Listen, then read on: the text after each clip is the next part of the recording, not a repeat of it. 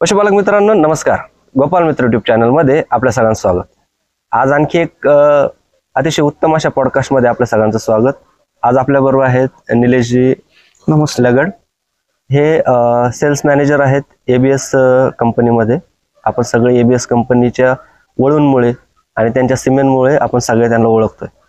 तर ABS company नेमकी कशी काम करते आणि तिथे निलेशजी काय काम करतात हे अगोदर आपण जाणून घेऊया आणि त्यानंतर आपण त्यांच्याकडून वेगवेगळे प्रश्न जे आहेत की गोठ्यावर ब्रीडिंग कसं करायचं, ब्रीडिंगचा प्लॅन काय असावा, त्यानंतर जे काही आपल्याला ब्रीडिंग बद्दल वळू निवडताना ज्या काही अडचणी येतात त्याबद्दल आपण चर्चा करणार आहोत. तर सर्वात प्रथम मी निलेशजींचं स्वागत करतो. नमस्ते सर. नमस्ते. निलेशजी, आम्हाला सांगा की नेमकी ABS कंपनी कसं काम करते आणि तिथं तुम्ही काय काम करता. सर्वप्रथम मी माझं इंट्रोडक्शन आपल्या सर्व पशुवैद्यकांना व शेतकरी मित्रांना करू इच्छितो. माझं नाव निलेश लगड. मी ABS मध्ये सेल्स मॅनेजर म्हणजे विपणन अधिकारी या पदावर कार्यरत आहे. मागील 3 वर्षापासून मी या पदावर कार्यरत आहे. ABS इंडिया म्हणजे ABS ही US ची कंपनी आहे, अमेरिकन ब्रीडिंग सर्व्हिसेस म्हणून. यांनी 80 वर्षापासून US मध्ये काम केलेले आहे. हे करत असताना जगातलं पहिल्यांदा लिक्विड सिमेंटनी AI करणं ही कन्सेप्ट यांनी शोधून काढली. त्यानंतर हे लिक्विड सिमेंटचं फ्रोझन सिमेंट करून याच्यासाठी क्रायो कॅन मध्ये प्रिझर्व करण्यासाठी लिंडे सोबत यांनी टायअप केलं आणि याचंच एक फलित म्हणजे 1953 मध्ये फ्रॉस्टी नावाची पहिली काप यातनं बॉर्न झाली. Frozen cement. ओके.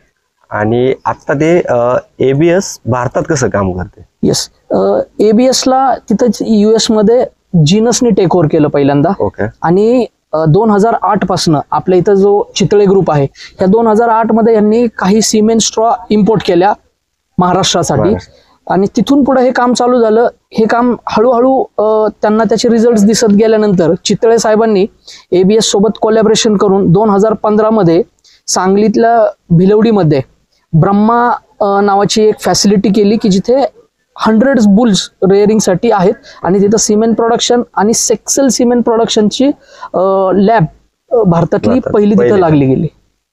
ओके. आणि त्यामार्फत आता पूर्ण भारतभर आपण काम करतो. येस. ओके. तर पुढचा जो महत्वाचा विषय आहे की आपल्या आता जे पशुपालक आहेत ते जे ब्रीडिंग करतात, सगळ्यांच्या डोक्यात आहे की ब्रीडिंग करायचं. मग नेमकी ब्रीडिंग म्हणजे काय आणि ब्रीडिंग करत असताना शेतकऱ्याच्या छोट्या मोठ्या चुका काय होत आहेत किंवा ब्रीडिंग समजून घेतानाच काय चुका होत आहेत.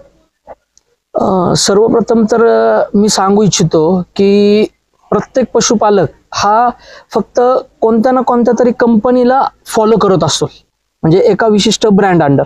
पण त्या ब्रँडच्या अंडर त्यांनी काही बुल इम्पोर्ट केलेले आहेत, काही कंपन्यांनी त्याचं सिमेंट इम्पोर्ट केलेलं आहे. तर ह्या कन्सेप्ट काही आजचा पशुपालक मित्र जाणून घ्यायला तेवढा टाइम त्यात घालवत नाहीये.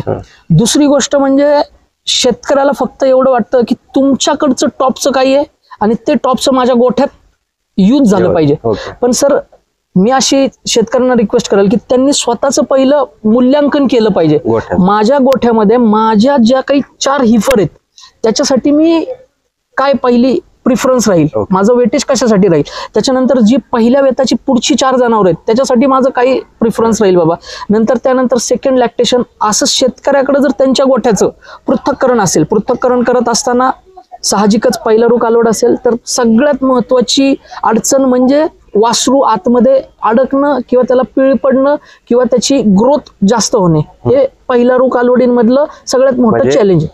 सोपी प्रजनन क्षमता असावी त्याची, म्हणजे आपण ज्याला काल्विंग इज म्हणतो. ओके.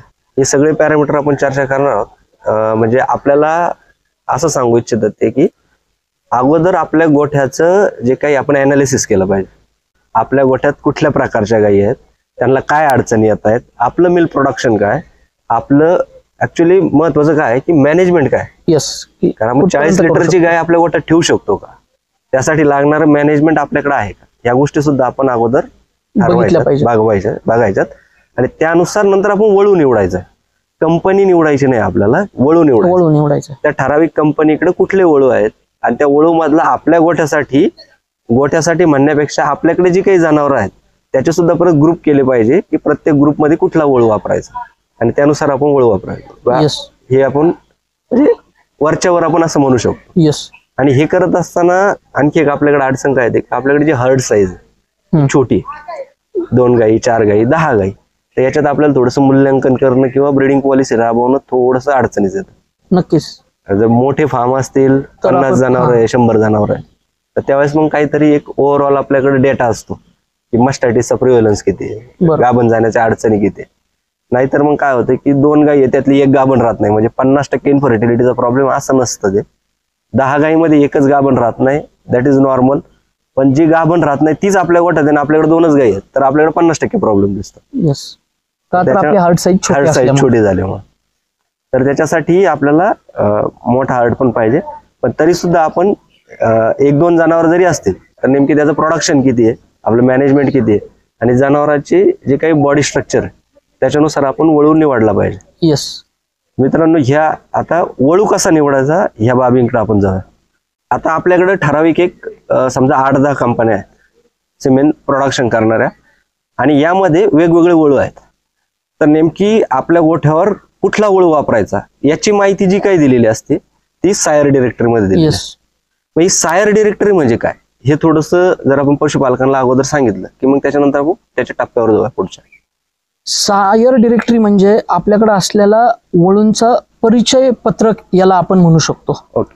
आता हे परिचय पत्रक देत असताना मी पहिल्यांदाच म्हणलं की काही कंपन्या सिमेंट इम्पोर्ट करतात, काही कंपन्या डायरेक्ट बुल इम्पोर्ट करतात.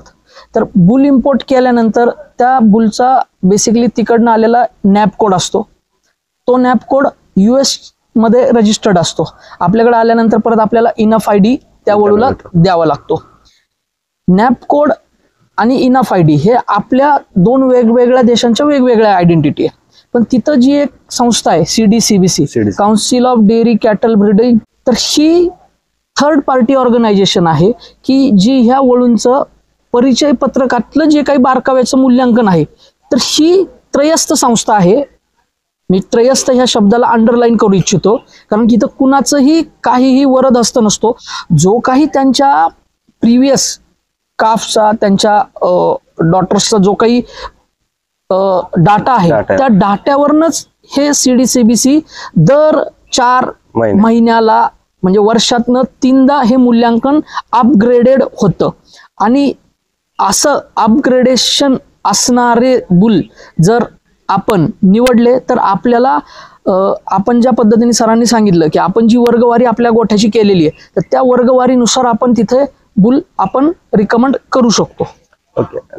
हे जे काही सायर डिरेक्टरी बनवली जाते तर त्यात महत्वाचे जे काही 5-6 आपण कॉलम धरूया. की पहिला जो असतो की तिथे त्याचे पेडिग्री असते, म्हणजे त्याचे त्यानंतर त्याचे जे काही महत्वाचे की ज्याला पूर्ण सायर डिरेक्टरी कळत नाही किंवा कळवून घ्यायची नाही अशांसाठी काही मेरिट्स दिलेले असतात. त्याच्यानंतर प्रोडक्शनचे काही पॅरामीटर्स असतात, फर्टिलिटीचे काही असतात, आणि नंतर लिनियर ट्रेट्स म्हणजे जनावरांचे जे शरीर रचना आहे त्याबद्दल काही माहिती असते. सगळ्यात अगोदर आम्हाला सांगा की जी पेडिग्री दिलेली असते, 3 वळूंचे नाव असतात क्रॉस करून लिहिलेलं, तर नेमकी ते काय असते त्यात. म्हणजे पहिलं तर सायर असतो, म्हणजे याचा त्या वळूचे वडील कोण आहे, त्याच्यानंतर त्याच्या आजी म्हणजे आईचे वडील कोण आहे, आणि नंतर परत त्याचे त्या आईचे आजोबा, आईच्या ग्रँड सायर. हा, तर हे 3 तिथं आपण कन्सिडर करतो. ओके. त्याच्यानंतर खाली जर आलं तुम्ही मेरिट मध्ये जर म्हटले तर तसं आता नेट मेरिट एक कॉलम आहे. नेट मेरिट मध्ये हा बुल जर यूज केला, नेट मेरिट तिथं $मध्ये दाखवलेलं असतं, तर ते US बेसवरती आपल्याला बाबा हा बुल वापरल्यानंतर याची जी प्रोजिनी येईल ती आपल्या गोठ्यामध्ये किती आर्थिक उत्पन्न देऊ शकते. आता याला अजून ABS ने एक ऍडिशन केलंय, IDI एक केलेलं आहे, इंडियन डेअरी इंडेक्स म्हणून. तर मग ते एक्झॅक्ट थोडंसं भारताच्या चलनाशी रुपयांमध्ये मिळतं जुळतं आहे. आता त्या पुढचा सरांचा मुद्दा होता की जो प्रोडक्शन ट्रेट आहे, तर त्या प्रोडक्शन मध्ये म्हणजे दूध आहे, दुधाचं प्रमाण आहे, नंतर फॅट आहे, स्निग्ध आहे, त्यात नंतर चीज मेरिट एक आहे. म्हणजे US मध्ये त्या दुधापासून चीज बनवण्याचं प्रमाण हे तिथं जास्त असतं, तर त्यामुळे तिथं तो मुद्दा कन्सिडर केला जातो. पण तो जर आपल्या भारतात मी म्हणतो पुढच्या 2 वर्षात नक्कीच म्हणजे प्रकर्षाने जाणवून केली जाईल. हा किंवा त्याची गरज पडली जाईल. त्याच्यानंतर पुढचा मुद्दा होता फर्टिलिटी इंडेक्सच्या बाबतीत. तर त्याच्यात फर्टिलिटी इंडेक्स मध्ये आपण कधीही सांगताना म्हणजे मला तर सर ज्यावेळेस लोकांचे प्रश्न येतात, कुणीच सांगत नाही की पहिला रो कालवड आहे पहिल्या व्याताची आहे का दुसऱ्या व्याताची आहे. म्हणजे तिचा की बाबा मला हा बुल रिकमेंड करताना की म्हणजे त्याचा डॉटर प्रेग्नेन्सी रेट द्यायचा आहे, काऊ कन्सेप्शन रेट द्यायचा आहे का हिपर कन्सेप्शन रेट द्यायचा आहे. तर यातले तिन्ही मुद्दे म्हणजे पहिला रू जर कालवड असेल तर त्याच्यासाठी हा वेगळा दर असतो त्याचा. नंतर गाई असेल तर गाईला गाभण करण्याची क्षमता किती आहे तर याचा एक वेगळा दर असतो. आणि नंतर समजा पहिल्या जोप्याची होऊन गेलेली आहे तर तिला गाभण करण्याची क्षमता किती आहे याचा तिथं एक मूल्यांकनाचा चार्ट असतो. तो त्याला रिलायबिलिटीशी कोरिलेट केलं जातं. ती रिलायबिलिटी जी असते ती 70% ते 93% कंपनी आणि बुलनुसार व्हॅरी होते. मग रिलायबिलिटी जे म्हणला की जितके जास्त रिलायबिलिटी तितके जास्त आपल्याला चांगले रिझल्ट मिळणार आहे, किंवा जो काही रिझल्ट दिलाय जे पॅरामीटर दिलंय ते जास्त रिलायबल किंवा ज्याच्यावर आपण विश्वासार्ह ते खरं असणार आहे. तर पुढे जाण्या अगोदर आपण याचं इम्पॉर्टन्स समजून घेऊया. पहिलं आपण पेडिग्री म्हणलो. या पेडिग्रीचा शेतकऱ्याला काय फायदा होतो किंवा त्याचा कसा उपयोग होतो, म्हणजे त्याची मागची पिढी कळाली तर ब्रीडिंग मध्ये त्याचा कसा उपयोग होतो. म्हणजे मग हे इनब्रीडिंग करण्यासाठीच मेजरली हे होईल. आणि आता ह्याच्यात सुद्धा कसं असतं की इथं आम्ही 3 लाईन दिल्या आहेत त्याच्या, पण कधी कधी 5 लाईन मध्ये सुद्धा ती ब्लड लाईन असू शकते. आता जर जनरली जर बघितलं तर नॉर्मली शेतकऱ्याला काय होतं, प्युअर HFचा बुल लावलेला असतो पण कधीतरी अचानकपणे त्याच्यात काहीतरी क्रॉस जर्सी क्रॉस वेगळे पॅरामीटर्स दिसतात. तर त्यासाठी हे 3 जे आपण दिलेले आहेत तर ह्यांचा रोल थोडा जास्त क्रुशियल म्हणजे प्ले होतो बाबा. मागचे 3 जे पिढी आहेत तर त्यातले सगळ्यात जास्त गुणधर्म तिथं असणार. एक्झॅक्ट. आणि इनब्रीडिंग टाळायचं असेल तर किमान मागच्या 3 पिढ्या आपण बघितल्या पाहिजे. तर हे करत असताना आणखी मी एक सांगू शकतो की जरी कंपन्या वेगवेगळ्या असतील तरी काही वळूंचे आजोबा म्हणा किंवा पंजोबा हे एक असू शकतात. कारण जसं आपण मोगुल बुलचा जर विचार केला तर तो टॉपचा बुल होता आणि बऱ्यापैकी त्याचे वळू सुद्धा मार्केटमध्ये होते. अजूनही काही आहेत. तर त्याच्यापासून जन्मलेले ते वळू होते. तर इनब्रीडिंग टाळण्यासाठी आपल्याला त्या 3 जे काही वळूंचे नावं असतील किंवा त्यांच्या ज्या ब्लड लाईन्स आहेत त्या जर आपल्याला कळल्या तर आपण इनब्रीडिंग टाळू शकतो. आज भारतात जे फर्स्ट सेकंड जनरेशनचे जे आता ब्रीडिंग करतायत त्यांना काही अडचण नाही, परंतु आपल्याकडे काही प्रोग्रेसिव्ह फार्मर आहे ज्यांच्याकडे आता 4th 5th जनरेशन सुरू आहे तर त्यांना प्रकर्षाने ह्या गोष्टी बघणं गरजेचं आहे. पेडिग्री. त्याच्यानंतर दुसरी जी गोष्ट आहे की जे मेरिट इंडेक्स आहेत, नेट मेरिट इंडेक्स असेल किंवा TPI टोटल प्रोडक्शन इंडेक्स, तर याच्यानुसार जर एखादा शेतकरी म्हणला की मला हे सगळं बघायचं नाही तर मग हे फक्त या 2 व्हॅल्यू घेऊन त्या जितक्या जास्त तितका तो वळू चांगला किंवा ब्रीडिंगला आपण वापरू शकतो असं म्हणू शकतो. येस. ओके. सो या 2 गोष्टी झाल्या. त्यानंतर आता जे प्रोडक्शन इंडेक्स आहेत त्या प्रोडक्शन इंडेक्स मध्ये बऱ्यापैकी वेळेस +600 पाऊंड +1200 पाऊंड किंवा प्लस म्हणजे LBS लिहिलेलं असतं किंवा काही वेळेस KG मध्ये असतं. तर हे काय असतं प्लस आणि पुढं काय असतं? म्हणजे LBS हे US प्रमाण आहे जे की पाऊंड आपल्याकडं ते KG मध्ये आहे. तर तिथं ते काय करतात, ज्यावेळेस CDCBC स्कोर काढायचा असतो तर त्याची एक बेस व्हॅल्यू ते कन्सिडर करतात. जर ही बेस व्हॅल्यू आपण जर 2020 ची कन्सिडर केली, डिसेंबर 2020 ची, कारण ती माझ्या ज्ञात आहे त्यानंतर मग 4 वर्ष झालेत पण ती कॅल्क्युलेटेड फिगर माझ्या डोळ्यासमोर आहे म्हणून मी फॉर एक्झाम्पल घेतो. तर ती त्यावेळेस 12,600 होती.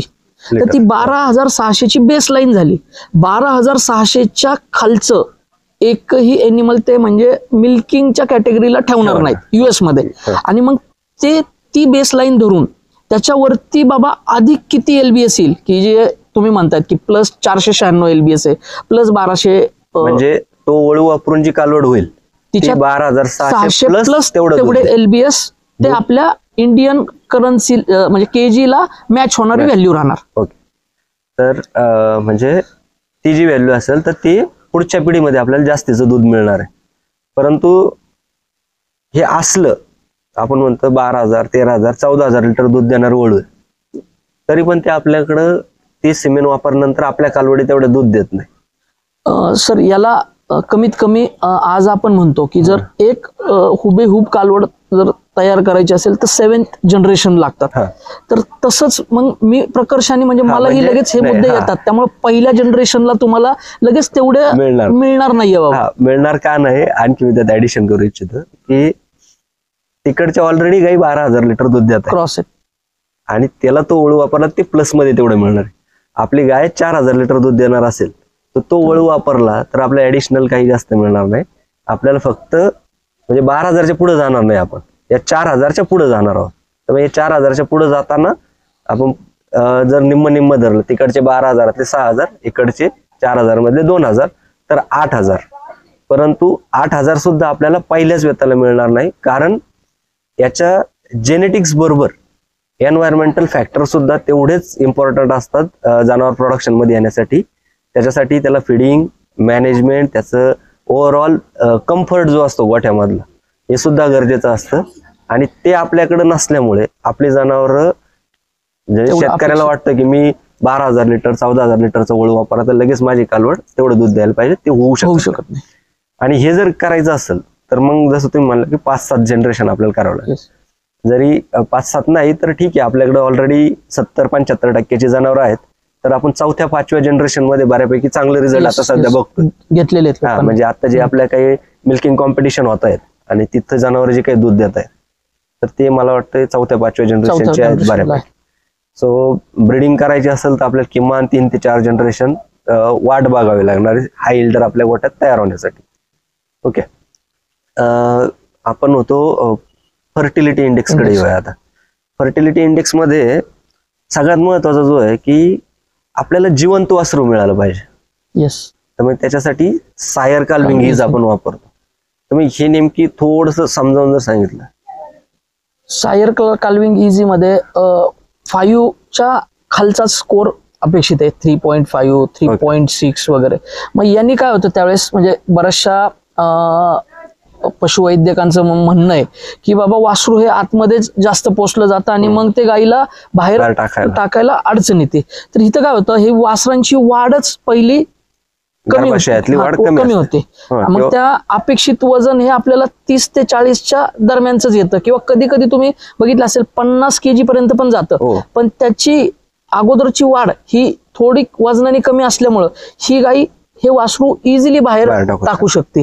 तर मग हेच गुणधर्म आपण ह्या सायर काल्विंग इज च्या स्वरूपात आपल्या शेतकरी मित्रांना बघायला सांगतोय, की जेणेकरून बाबा त्यांच्याकडं नंतरचा म्हणजे डिस्ट्रोकिया किंवा वासरू वाढणं, मग त्यानंतर पुढच्या जे काही अडचणी तर ह्या गोठ्यात येऊ नयेत, घडू नयेत.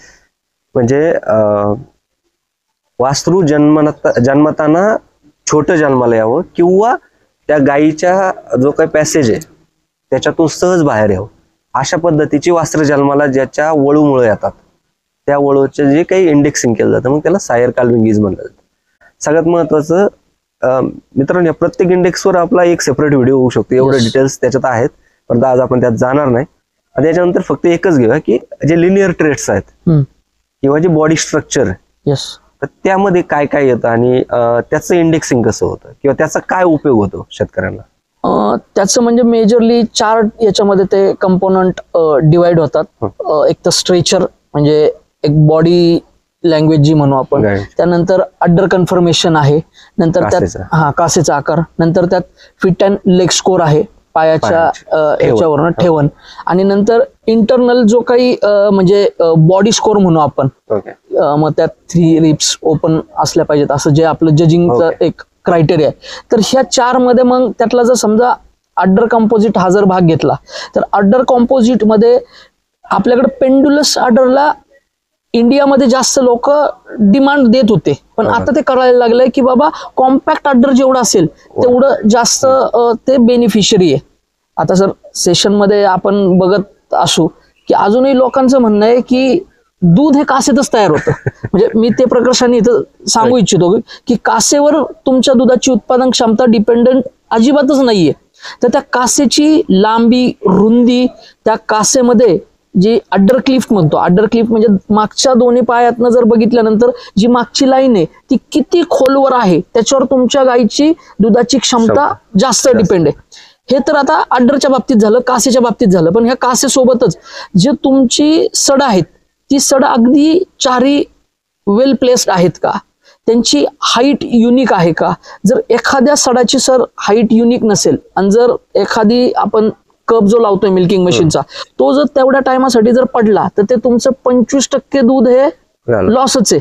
त्यामुळं ह्या गोष्टींचा सारासार विचार करून आपल्याला फक्त जर विचारात बघितलं तर आपण फक्त लांबी रुंदी बघतो किंवा तिची किती पेंडुलस आहे, किती खाली आहे, म्हणजे इतक्या डीपली ह्या अड्डर कन्फर्मेशन मध्ये ह्या गोष्टी बघितल्या जातात. सेम बॉडी कन्फर्मेशन आहे, सेम फिट अँड लेगच्या बाबतीत पण आहे.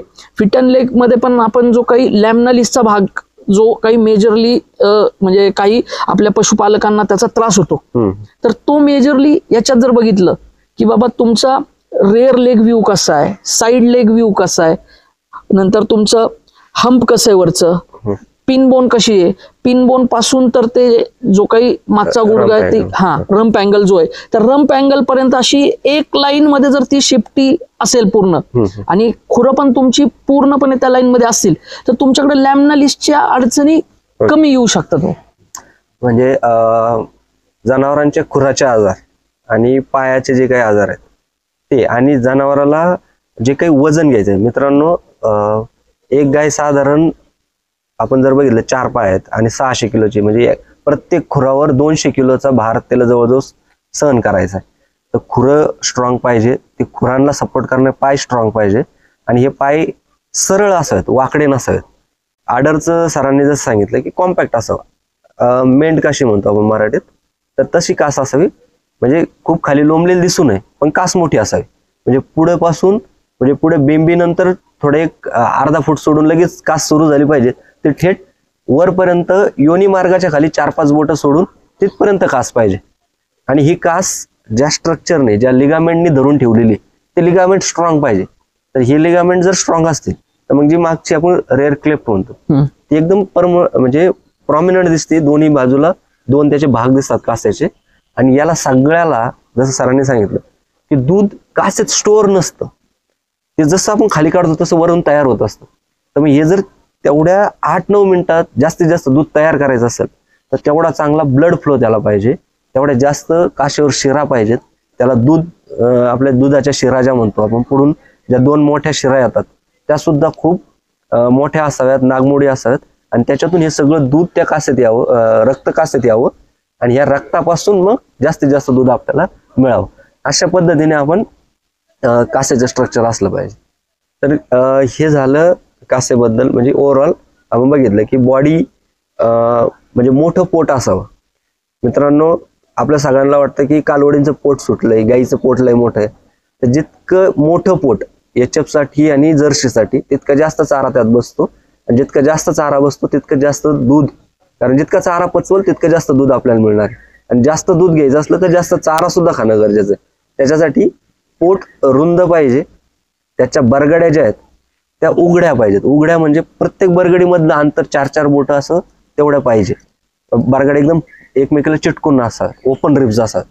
आणि अशा पद्धतीच्या ज्या गायी आहेत किंवा अशा पद्धतीचे स्ट्रक्चर असलेले जे वळू आहेत ते आपल्याला निवडायचे आणि मग त्याचं ब्रीडिंगमध्ये वापर करायचा. आता हे म्हणजे वळूबद्दल झालं. मित्रांनो, याच्याबद्दल काही व्हिडिओ आपल्या चॅनलला पण आहेत. फेसबुकला निलेश दे यांचं IDF याच्यावर खूप चांगलं एक 2.5-3 तासाचं सेशन आहे, ते सुद्धा तुम्ही डिटेलमध्ये बघू शकता. खूप सारे आपले कन्सेप्ट त्याचे क्लिअर होतील. त्याचबरोबर काय अडचणी असतील तर आपण कमेंट करा, आपण त्यामध्ये बघूया. आता आपण पुढच्या विषयाकडे जाऊया की सिमेंट डोसेस जे आहेत. आता म्हणजे सिमेंट खरेदी केलं किंवा सिमेंट घेतलं किंवा मला हा वळू वापरायचा, पण फक्त तो वळू वापरला म्हणजे झालं का? किंवा कृत्रिम रेतन करताना काही चुका होतात का ज्याच्यामुळे आपल्याला योग्य रिझल्ट मिळत नाही? कृत्रिम रेतन करताना काय काळजी घेतली पाहिजे? हा खूप म्हणजे महत्वाचा प्रश्न आहे माझ्या दृष्टीने. नक्कीच याला म्हणजे कंपनी असेल किंवा शेतकरी असेल, पण ह्याच्या मधला जो दुवा आहे तो पशुवैद्यक आहे आणि पशुवैद्यकाकडे मग कंपनी आणि शेतकरी तिसरा माणूस म्हणून त्यांच्याकडे बघितलं जातं. पण सर आज ग्रासरूट लेवलची अजूनही एक गोष्ट आहे की बऱ्याचशा जणांना माहिती नाही की बाबा ब्लड टाकल्यानंतर म्हणजे पूर्ण माझा संपतोय गाईचा. म्हणजे हे कॅल्क्युलेशन नाहीये अगदी ओपनली आपण ज्यावेळेस फील्डला चर्चा करतो तर मग हे कारण की आता पहिल्यासारखा 24 तासाचा माज राहिलेला नाही. हा अगदी 36 तासापासून तर पुढे 72 तासापर्यंत आणि काही ठिकाणी तर 7-7 दिवसानंतर रिपिटेशनच्या गोष्टी धरतात. तर शेतकरी मित्रांना मी पहिली ही म्हणजे ठोक ताळेबंद याचा घ्यायला लावेल की बाबा माझी गाई किती तास माझात राहते आणि राहिल्यानंतर शेवटचे 6 तास जे आहेत तो ब्लडचा फ्लो होणार आहे. मग ते 6 तास वजा करून उरलेल्या तिथून मागच्या एक 16 तासामध्ये कन्व्हेन्शनल सिमेंटची EI व्हायला पाहिजे. आणि जर सेक्सेल सिमेंट जर वापरत असतील पशुवैद्यक किंवा शेतकरी तर सेक्सेल सिमेंट हे ऑलरेडी तिथं मशीनमध्ये 4 तास प्रोसेस केलेलं असते. कोणत्याही कंपनीचा असू द्या हे 4 तास कन्व्हेन्शनल सिमेंटच्या नंतरच सेक्सेल सिमेंटची EI झाली पाहिजे. हे प्रकर्षाने मी पशुवैद्यकांना सांगू इच्छितो की तुम्ही जिथं कन्व्हेन्शनल सिमेंटची EI करत असाल तिथं तुम्ही 16 तास टाइम घेऊ शकता. पण जिथं तुम्हाला सेक्सेल सिमेंट लावायचं तर तिथं तुम्ही ते नंतरच्या 12 तासातच तिथं तो EIचा काळ तुमचा शेवटच्या 12 तासात तुमची EI झाली पाहिजे. ही होत असताना आता बाकीचे मुद्दे आपण जे पशुवैद्यकांकडे आहेत म्हणजे थोडं इंटरप्ट करतो. म्हणजे तुम्हाला असं म्हणायचं की माज सुरू कधी झाला याच्या ऐवजी माज संपणार कधी आहे त्याच्या अगोदर 12 तास. Yes sir. कारण की आताचे मित्रांनो आता हा पूर्ण उलटा कन्सेप्ट आपण समजून घ्यायचा. निलेशजी काय सांगतायत की इतके दिवस आपण गाय माझावर आल्यानंतर 12 तासांनी भरवत होतो. ओके. तर त्यावेळेस आपली समज काय होती की 24 तासाचा माज आहे म्हणजे पहिले 12 तास सोडून शेवटच्या 12 तासामध्ये आपण EI केली. तर आता आपल्या जनावरांचा माझाचा पिरियड वाढलेला आहे. ही कन्सेप्ट मी लक्षात घेऊन सांगतो. जेवढं आपलं मॅनेजमेंट चुकीचं असणार आहे आहार नियोजन चुकीचं असणार तेवढा माझाचा पिरियड लांबतो. तर मग हा जो माझाचा पिरियड आहे तो जर 36 तासाचा झाला तर मग आपल्याला 24 गाय माझावर आल्यानंतर 24 तासांनी EI करायची म्हणजे शेवटच्या 12 तासामध्ये EI झाली पाहिजे. जर त्या गायीचा माज 72 तासाचा असेल 3 दिवस माझावर राहतील 4थ्या दिवशी रक्त टाकते डॉक्टर असं जर एका शेतकरी म्हणत असेल तर मग आपल्याला त्या गायीला 3ऱ्या दिवशी दुपारनंतर आपण तिला EI केली पाहिजे म्हणजे शेवटच्या 12 तासात आपण ते गाठले पाहिजे. तर मित्रांनो हा पूर्ण नवीन कन्सेप्ट आहे पण समजून घ्या. अगोदरचा जो AM-PM म्हणतो आपण सकाळी माझावर आले संध्याकाळी भरवा संध्याकाळी माझावर आले सकाळी भरवा हा नियम 24 तास फक्त माज राहणाऱ्या गायीसाठीचा होता. परंतु आता माजाची लांबी वाढल्यामुळे आपल्याला जनावराचा माज संपण्यापूर्वी 12 तास कारण जनावराचं जे बीजांड आहे ते माज संपल्यानंतर सुटतं. त्याच्यामुळं माज संपायच्या वेळेस सिमेंट तिथे पाहिजे जेणेकरून ज्यावेळेस बीजांड सुटेल त्यावेळेस तिथं सिमेंट आपलं अवेलेबल असेल. ओके. Yes yes. मित्रांनो खूप महत्वाचा विषय आपल्याला त्यांच्याकडून हा पॉइंट मिळालेला आहे कारण आपण आज आपल्या जनावरांना सॉर्टेड सिमेंट सोडणार आहोत. आपण 2000 4000 5000 काही ठिकाणी 10,000 सुद्धा आपली इम्पोर्टेड सिमेंटसाठी खर्च करायची तयारी आहे करतो आहे. तर तिथे ह्या बारीक सारीक गोष्टींचा नक्कीच विचार केला पाहिजे. तर मग आता आपण म्हणजे टाइम ऑफ EI बद्दल बोलू. त्यानंतर सिमेंट हँडलिंग बद्दल ठीक आहे हा खूप टेक्निकल मुद्दा आहे. डॉक्टर सगळे ते जाणून असतात तरी थोडं पशुपालकांनी सुद्धा आता काय होतंय की कंटेनर मध्ये पशुपालक घेऊन येत आहेत किंवा स्टोरेज करतायत त्यांनी काय काळजी घ्यावी. जर पशुपालक जर स्वतः जर बहुतेक तर आता थर्मासची एक कन्सेप्ट चालू आहे तर ती थर्मासची कन्सेप्ट अशासाठी मित्रांनो की तुम्ही त्या सोर्स पासून किंवा त्या मेडिकल शॉपीपासून तुमचे डॉक्टर तुमच्या गोठ्यावर येतील आणि मग तुम्ही ट्रान्सफर करताल हा विषय नाही घेतला पाहिजे. तुम्हाला तिथं फक्त अर्धाच तास भेटणार आहे थर्मसमध्ये जर तुम्हाला न्यायचं असेल तर तुमचे पशुवैद्यक ज्या गोठ्यावर असतील तिथं तुम्हाला पोहोचायचे आणि तिथं त्यांच्या कंटेनरला तुम्ही हे सिमेंट पहिलं ट्रान्सफर करायचे. मग त्यानंतर पशुवैद्यकांना समजा तुमच्या गोठ्यावर यायला पुढील काही 2 तास लागू द्या 3 तास लागू द्या 4 तास लागू द्या म्हणजे तेवढ्या वेळासाठी तुमचं सिमेंट त्यांच्याकडं सुखरूप आहे. कारण की तुम्ही जर तसं नाही केलं तर 1-2 ठिकाणी केसेस पण घडल्यात. तुम्हाला एक तर त्या थर्मासचा वापर करायचा माहिती नसतो. कुणीतरी मध्येच तुम्हाला सांगता नाही त्याचं झाकण फिट लावायचंय तर मध्ये 1-2 ठिकाणी ब्लास्टही झालेलं आहे. तर मी कृपया ही प्रॅक्टिस अवॉइड करा असंच सांगेल. पण जिथं खूपच म्हणजे काही कारणास्तव तुम्हाला सिमेंट अवेलेबिलिटी होत नसेल तर तिथं तुम्ही ही प्रॅक्टिस केली पाहिजे. पण ती मिनिमम अर्धा तास हीच डेडलाईन ठेवा. जर काही 10-15 मिनिटं ते अजूनही पुढं टिकू शकेल, पण तेवढी रिस्क तुम्ही घेऊ नका. तेवढी रिस्क घेण्याच्या ऐवजी तुम्ही फक्त तुमच्या जवळपासच्या 4-5 किलोमीटरच्या रेडियसमध्ये आपले पशुवैद्यक असणार आहेत, तर त्यांच्यापाशी जाऊन ते सिमेंट पहिलं तुम्ही त्यांच्या कंटेनरला ट्रान्सफर करावं. हा त्यातला प्रकर्षाने सांगण्याचा मुद्दा आहे. ओके, म्हणजे आता काय होतं, पशुपालक ते थर्मस घरी आणून ठेवतात आणि डॉक्टर सिमेंट आणलं बरवायला. मग अनेक वेळेस आपण बघतो की अनंत अडचणी असतात. डॉक्टर त्यावेळेस पोहोचू शकतील असं काही नाही. त्याच्यामुळे ते सिमेंट आपल्या गोठ्यावर ठेवण्याऐवजी डॉक्टर जिथं कुठं आहेत त्यांच्या कंटेनरला पोहोच करा आणि नंतर डॉक्टरना ज्यावेळेस, म्हणजे शक्यतो वेळेतच करणार आहेत, परंतु आपण बघतो की या गोठ्यात काम करत असताना शेजारचा गोठ्यावाला अचानक म्हणतो की माझी पण गाय बघा, किंवा तिथं अडवलं जातं डॉक्टरना मध्येच रस्त्यात की काहीतरी बघून जा, आणि मग तिथं जो काही डिले होतो तर तो डिले टाळण्यासाठी आणि आपलं सिमेंट जे काय आपण भारीतलं आणलंय ते योग्य रीतीने वापरलं जाण्यासाठी थोडीशी काळजी घेणं गरजेचं. ओके, आता यानंतर आपण सुरुवातीला जो एक चर्चा केली होती की इम्पोर्टेड सिमेंट आणि इम्पोर्टेड बुल या दोन्हीत काय फरक आहे? इम्पोर्टेड सिमेंट म्हणजे सिमेंट सगळं पूर्णपणे बाहेरील देशामध्ये तयार केलं जातं. आपली क्लायमेटिकल कंडिशन्स किंवा आपल्या इकडचे ट्रेड्स बघून ती कंपनी त्या वळूंची लिस्ट त्यांच्या गव्हर्नमेंटकडे पण देते आणि आपल्या गव्हर्नमेंटकडे पण देते. मग त्यानंतर त्या दोन्ही गव्हर्नमेंटकडनं त्याला अप्रुव्हल भेटलं की तो तयार असलेला सिमेंटचा स्टॉक आपल्याला भारतात आणता येतो. तो आणलेला सुद्धा स्टॉक आपल्याला 1 महिनाभर क्वारंटाईन पिरियडमध्येच ठेवावा लागतो. त्याचे काही सॅम्पल परत गव्हर्नमेंट चेक करते आणि जर त्या सॅम्पलमध्ये त्या सिमेंटमध्ये ज्या काही संक्रमित होणारे आजार आहेत ते जर त्यातनं त्याची कुठेही म्हणजे निदर्शनास आलं नाही तर ते सिमेंट आपल्या भारतामध्ये वापरण्यासाठी योग्य आहे आणि मग ते आपण म्हणजे एका सेंट्रल सिस्टीमला आणून तिथून डिस्ट्रीब्यूट करू शकतो. आता इम्पोर्टेड बुलचं कसं होतं की इम्पोर्टेड बुल हे शक्यतो लहान असतानाच इम्पोर्ट केले जातात. मग तिथं पण त्याची पूर्णपणे सगळी वंशावळ ही तिथनं घेतली जाते, ती आपल्या सेंट्रल गव्हर्नमेंटच्या मिनिस्ट्रीमध्ये दिली जाते आणि मग यांची दोन्ही गव्हर्नमेंटची परमिशन घेऊन हे 3 ते 6 महिन्याच्या मध्ये असलेले बच्चे विमानाने एअरपोर्टवरती येतात. तिथून परत हे आलेले 3 ते 6 महिन्याचे बच्चे हे 1 महिन्यासाठी आपल्याला क्वारंटाईन करून ठेवावे लागतात की परत यांचे जे काही रक्ताचे नमुने म्हणा किंवा यांच्या बाकीच्या टेस्टिंगमध्ये कोणते संक्रमित होणारे आजार तर नाहीत ना, त्याची पूर्ण शहानिशा केल्यानंतरच असे बुल भारतामध्ये सिमेंट स्टेशनला नेण्याची परवानगी आपलं सेंट्रल गव्हर्नमेंट देत असतं. म्हणजे इम्पोर्टेड बुल जे ते वळू इथं आणून इथं त्याचे स्ट्रॉ तयार केला जातात, त्याच्यापासून सिमेंट कलेक्ट करून, आणि इम्पोर्टेड जे सिमेंट आहे ते ऑलरेडी स्ट्रॉ तयार होऊन इकडे येतात. बुल तिकडेच असतो, फक्त स्ट्रॉ येतात. त्यामुळे मित्रांनो ज्यावेळेस फक्त स्ट्रॉ येतात, इम्पोर्टेड सिमेंट येतं, तर ते आपल्याला महाग बसतं. पण माझ्या मते इम्पोर्टेड बुल जर असेल त्याचं प्रोडक्शन इथं होतं आणि लगेच ते डिस्ट्रीब्यूट होत असतं. त्याच्यामुळे त्याचं आपलं हँडलिंग चार्जेस म्हणा किंवा हे सगळंच खूप कमी होतं आणि ते स्वस्तात मिळू शकतात. बरोबर? नक्कीच नक्कीच.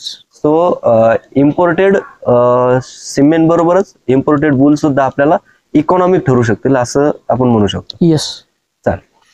आता एक शेवटचा प्रश्न घेऊया की जिनोमिक बुल आणि प्रोजेनी टेस्टेड बुल हे 2 कन्सेप्ट थोडेसे समजून सांगा आणि त्याचा काय फायदा होतो शेतकऱ्यांना. नक्कीच. आपण पहिल्यांदा पीटी बुलकडे जाऊ. प्रोजेनी टेस्टेड कडे म्हणजे सिद्ध वळू.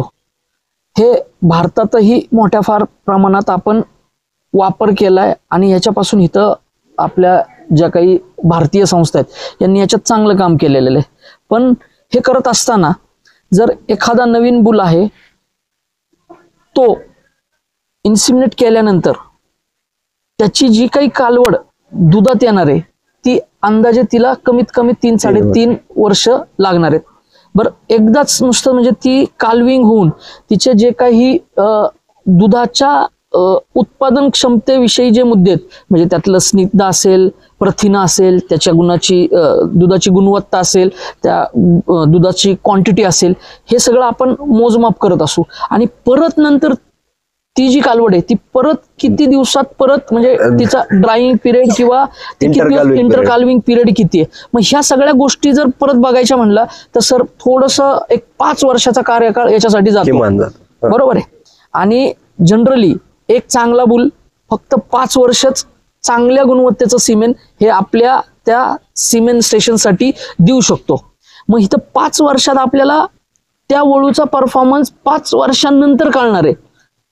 त्यामुळं इथं हे एक चॅलेंज आहे की ज्यावेळेस परफॉर्मन्स कळतो त्यावेळेस तो बुल कुठेतरी कलिंगच्या कंडिशनला गेलेला असतो. मग त्यानंतर त्या सिमेंट स्टेशनचा प्रोटोकॉल धरून किंवा त्याची गुणवत्ता बघून तिथले सिमेंट स्टेशनचे इन्चार्ज तो प्रोटोकॉल घेतात की बाबा याला अजून एक्सटेंड करायचं की याला थांबवायचंय. मग इथं 5 वर्षानंतर याचे रिझल्ट आपल्या समोर येणार आहेत. पण आलेले रिझल्ट हे आपल्या नेकड आईजनी म्हणजे आपण स्वतः बघून नंतरच त्याच्यावरती विश्वास ठेवायचा आहे, ही अशी गोष्ट इथं सिद्ध वळूंच्या बाबतीत होती. आणि हीच कन्सेप्ट बाकीच्या देशांमध्ये म्हणजे मी एक प्रकर्षाने इथं एक जाणू इच्छितो की जसे आज आपले फार्म्स आहेत XYZ शेतकऱ्यांच्या नावानिशी जे फार्म आहेत, तर तसे US मध्ये म्हणा, कॅनडामध्ये म्हणा किंवा नेदरलँडला म्हणा, म्हणजे डिनोवा, जेनेक्स असे हे फक्त बुल प्रोक्युअर करून बुल सप्लाय करणारे फार्म्स आहेत. आणि यांच्या सोबतच ह्या चांगल्या चांगल्या सिमेंट स्टेशन कोलॅबरेशन करतात आणि तिथून हे बुल्स स्वतःसाठी इंडेंट करतात. तर मग हे इंडेंट करत असताना हे तिथं हा पूर्ण डाटा 5-6 वर्षाचा हा डाटा पूर्णपणे त्यांच्याकडं रेकॉर्डेड असतो. आणि हा रेकॉर्डेड डाटा ते आपल्याला देतात आणि मग त्याला आपण PT बुल म्हणतो, प्रोजेनी टेस्टेड बुल. म्हणजे मित्र सोप्या भाषेत एक वळू घ्यायचा, तो चांगला निवडायचा, त्याचे सिमेंट डोसेस तयार करायचे, मिनिमम अशा त्याचे 300 ते 400 सिमेंट डोसेस वापरायचे, त्याच्यातून किमान 100 कालवडी आपल्याला मिळायला पाहिजे. या 100 कालवडींचे त्या दुधात येतील, त्याच्यानंतर त्यांचं 300 दिवस दूध उत्पादन आणि त्याचे जे काही पॅरामीटर आहे सगळे मोजायचे 100 कालवडींचे. आणि त्याच्यानुसार जो काही डेटा तयार होईल त्याच्यावरून तो वळू चांगला आहे की नाही ठरवायचं. याला म्हणतात प्रोजेनी टेस्टिंग प्रोग्राम. तर हा राबवणं, याचे निष्कर्ष काढणं आणि ही खूप किचकट गोष्ट आहे. त्याला फाटा म्हणून किंवा थोडंसं तो बुल लवकर वापरात यावा म्हणून जिनोमिक बुलची कन्सेप्ट आहे.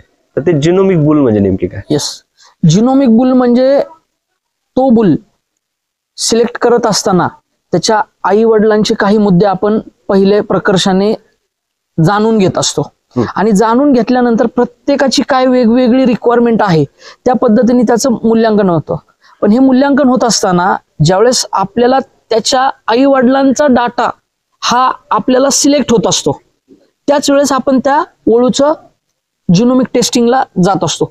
मग त्या 1 दिवसाच्या जन्मलेल्या वासराच्या कानाच्या इयर सॅम्पलवरनं, कानातल्या टिश्यू सॅम्पलवरनं भविष्यातली पुढची त्याची पशुपैदास कशी असेल, ती दुधाच्या बाबतीतली असू द्या, ती फर्टिलिटी इंडेक्सच्या बाबतीतली असू द्या, ती लिनियर ट्रेटच्या बाबतीतली असू द्या, याचा एक अंदाज ही पहिल्या दिवसाच्या त्या टिश्यूच्या सॅम्पलवरनं लावला जातो. आणि त्याचं एक भविष्यातलं भाकीत म्हणून आपल्या समोर एक त्याचं एक पृथक्करण मांडलं जातं पेडिग्रीच्या स्वरूपात. म्हणजे जी काही त्या वळूची आपण परिचय पत्र म्हणतो त्यामध्ये हे सगळ्या गोष्टी भाकीत असतं. आणि त्या हे भाकीत जरी असेल तरी पण त्याचं रिलायबिलिटीशी सर इथं कोलॅबरेशन केलं जातं. मग इथं रिलायबिलिटी ही 70% ते 93%, 90% ही रिलायबिलिटी प्रत्येक वेगवेगळ्या पॅरामीटरशी वेगवेगळी असते. मग जिथं शेतकऱ्याला फर्टिलिटी इंडेक्सवर काम करायचंय तर त्यांनी त्या अनुषंगाने तो वळू म्हणजे स्वतःच्या फार्मसाठी वापरावा. एखाद्याला जर प्रोडक्शन ट्रेट मध्ये जर काम जास्त करायचंय, फक्त मला उत्पादन क्षमताच वाढवायची, तर त्यांनी त्या गोष्टींचाच अभ्यास करून तो मूल निवडावा. तर हे अशा पद्धतीचं जे पृथक्करण आपण म्हणजे कोणत्याही याच्या कालवडी दुधात नाहीयेत, पण फक्त त्या 1 दिवसाच्या जन्मलेल्या वासरावरनं आपण भविष्यातला एक एक्सपेक्टेड रिझल्ट हा जिनोमिक टेस्टिंग किंवा जनुकीय मूल्यांकन केलेल्या वळूच्या बाबतीतला म्हणू शकतो. हा, म्हणजे याच्यात थोडंसं ऍडिशन करतो मी. आता आपल्याकडे जे काही वळू अवेलेबल आहेत आणि त्यांचा जो काही डेटा आहे, तर यांचं सगळं स्टोरेज आहे CDCB कडे, प्लस एक ICR, international committee of animal recording, तर त्या संस्थेकडं आणि CDCB यांचा सगळा जो डेटा आहे तो प्रत्येक त्या वळूच्या जनुकीय जी काही संरचना आहे किंवा जेनेटिक्स जे आहे त्यांचं त्याच्याबरोबर मॅच केली जाते. आणि मग याच्यामध्ये त्या जीनवर छोटे छोटे तुकडे जे आहेत आलेले त्याचा अभ्यास होतो, किंवा SNP म्हणतात त्याला, न्यूक्लियोटाइड्स असतात, आणि ते कशा पद्धतीने मांडले गेलेले आहेत प्रत्येक वळूमध्ये, त्याच्यानुसार तो कसा परफॉर्म करणार आहे हे सगळं कोरिलेशन असतं. तर मग हे सगळा डेटा कम्प्युटरमध्ये किंवा त्यांच्या सर्व्हरला स्टोअर असतो. आणि जो काही नवीन वळू आपल्याला आता पुढे ब्रीडिंग प्रोग्रामला घ्यायचा आहे तो जन्मल्यानंतर लगेच त्याचा सॅम्पल घेऊन त्याची जेनेटिक टेस्टिंग होती, त्याचा DNA पूर्ण उलगडून त्याचा मॅप केला जातो, आणि हे जी काही जुन्या वळूंची जी माहिती आहे त्याच्याबरोबर हे ओव्हरलॅप केलं जातं. आणि मग हा वळू आता नेमकी याच्या कालवडी कशा पैदा होणार आहे, याच्या कालवडी किती दूध देऊ शकणार आहे, असा थोडासा त्याचा अभ्यास आपल्याला त्याच्यातून होऊन जे काही रिझल्ट मिळतो त्याला जिनोमिक वळू असं म्हणतात. तर हे जिनोमिक वळूंचा फक्त फायदा काय की आपल्याला वाट बघावं लागत नाही प्रोजेनी टेस्टिंगची 4-4, 5-5 वर्ष, तो खर्च वाचतो आणि खूप चांगलं जेनेटिक्स आपल्याला लवकर वापरायला मिळतं. नाही तर आपण प्रोजेनी टेस्टिंग करत बसलो तर 5 वर्ष आपलं पिरियड त्यात जाणार आहे. तर त्याऐवजी आपण लगेच जन्मलेल्या वासराचं आपण केलं आणि तो 1.5-2 वर्षाचा नंतर किंवा 2 वर्षापर्यंत तो पूर्ण ब्रीडिंगच्या याच्यात येतो, चांगलं सिमेंट प्रोडक्शन देऊ शकतो आणि लगेच आपण वापरायला सुरू करतो.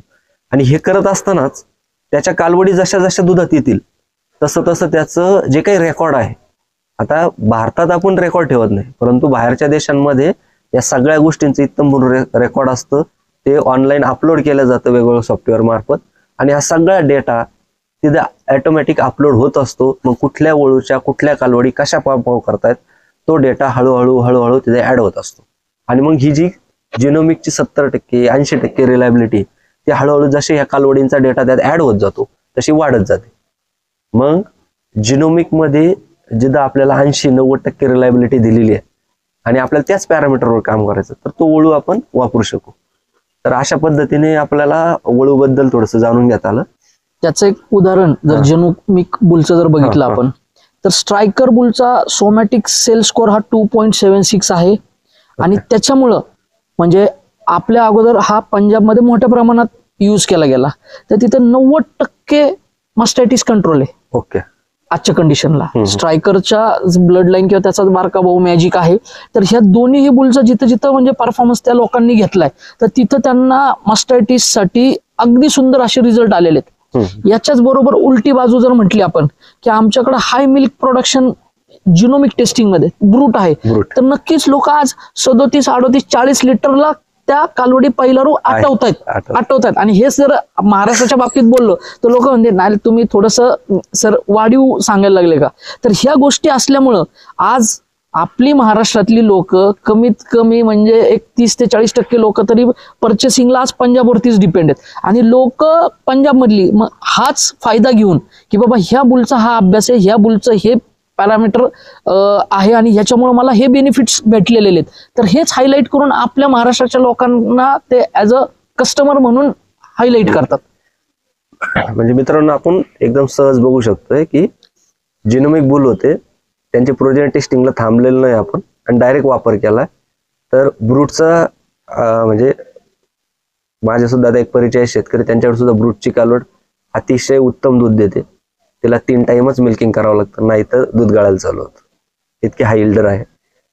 आणि त्याच्या उलट जर बघितलं जसं स्ट्रायकर आणि मॅजिक म्हणतायत तर असे मास्टायटिस रेजिस्टंटचे सुद्धा जर आपल्याकडे बुल आले तर नक्कीच आपल्या सगळ्या डेअरी इंडस्ट्रीला फायदा होणार आहे. तर मित्रांनो आजच्या पॉडकास्टला समराईज करताना थोडंसं 4-5 ओळीत आपण समराईज करूया. आपल्या गोठ्यावर मॅनेजमेंट कसं आहे, आपल्या गोठ्यात जनावरांमध्ये कमतरता काय आहे यात जाणून घेऊन त्यानुसार वळू निवडला पाहिजे. वळू निवडत असताना जी काही सायर डिरेक्टरी आहे ती आपल्याला वाचता आली पाहिजे. ती जर वाचता आली त्याच्यावरून ते मुद्दे आपण समजून घेतले पाहिजे आणि नंतर आपण वळू निवडला पाहिजे. आणि मित्रांनो, वळू निवडताना अचानक तुम्ही फोन करून डॉक्टरांना म्हणा किंवा कंपनी प्रतिनिधींना सुद्धा कोणता वळू वापरू असं जर विचारलं तर ते उत्तर देणं म्हणजे कुणीच देणं शक्य नाही. तर वळू वापरायचा आहे तर तो कोणता पाहिजे हे अगोदर आपण ठरवलं पाहिजे. की फोन करताना कंपनी प्रतिनिधींना किंवा निलेशजींना जरी तुम्ही फोन करणार असाल तर आज माझ्या गोठ्यावर 10 गायी आहे, माझं ॲव्हरेज मिल्क प्रोडक्शन 25 आहे, मला ते 30-35 वर न्यायचं आहे, माझ्याकडं फर्टिलिटीचा प्रॉब्लेम आहे तो मला इम्प्रूव्ह करायचा आहे, माझ्याकडं खुरांचे प्रॉब्लेम आहेत ते मला इम्प्रूव्ह करायचे आहेत, आणि माझं मुक्त गोठा आहे, मुक्त गोठा नाही, मिल्किंग मशीन वापरतो नाही वापरतो, ह्या अशा काही गोष्टी जर सांगितल्या तर त्यानुसार आपल्याला वळू मग तिथे रिकमेंड करणे शक्य होईल. तर हे होईल. आणि ब्रीडिंग पॉलिसीवर काम करताना सुद्धा मला फक्त ब्रीडिंग करायचं खूप भारीतला वळू सांगा आणि मी फक्त भारीतला वळू वापरतो असं करू नका. आपल्या गोठ्याच्या गरजेनुसार वळू वापरला पाहिजे आणि त्यानुसारच आपण ब्रीडिंग केलं पाहिजे. सर मी याच्यात अजून एक ऍड करू इच्छितो, म्हणजे आता ह्याच्यात आपण ब्रॉडकास्ट केलाय तर भविष्यामध्ये आपल्याला जास्त क्युरी येणार आहेत. तर कंपनीने ह्याचाच एक प्लॅटफॉर्म ऑलरेडी सेट केलेला आहे, इनब्रीडिंग डिटेक्टर टूल म्हणून. तर तिथं शेतकऱ्यांना त्यांची चॉईस फक्त जर त्यांच्याकडे रेकॉर्ड असेल, आता रेकॉर्ड तर सगळ्यांकडे नाहीयेत, तर रेकॉर्ड ज्यांच्यासाठी असेल त्यांना त्या रेकॉर्डनुसार त्यांना तिथं बुल स्वतः सिलेक्ट करता येईल. किंवा मेजरली त्यांनी सांगायचंय की मला फॅट इम्प्रूव्हर पाहिजे, मला लॅमनालिस नकोय बाबा, आणि मला नंतर तिसरं एक अंडरस्कोर इम्प्रूव्हमेंट पाहिजे. अशा 3 गोष्टी जर तुम्ही तिथं जर टाकल्या तर तुम्हाला तिथल्या तिथं लगेच आमचं रिकमेंडेड एक तुम्हाला 3 बुल तिथं रिकमेंडेड येतील. तर याच्यावरही काम चालू आहे. भविष्यात लवकरच आपण हा प्लॅटफॉर्म सुद्धा रेडी करू आणि तो तुमच्या वापरासाठी उपलब्ध राहील. ओके, खूप खूप धन्यवाद निलेशजी. धन्यवाद सर.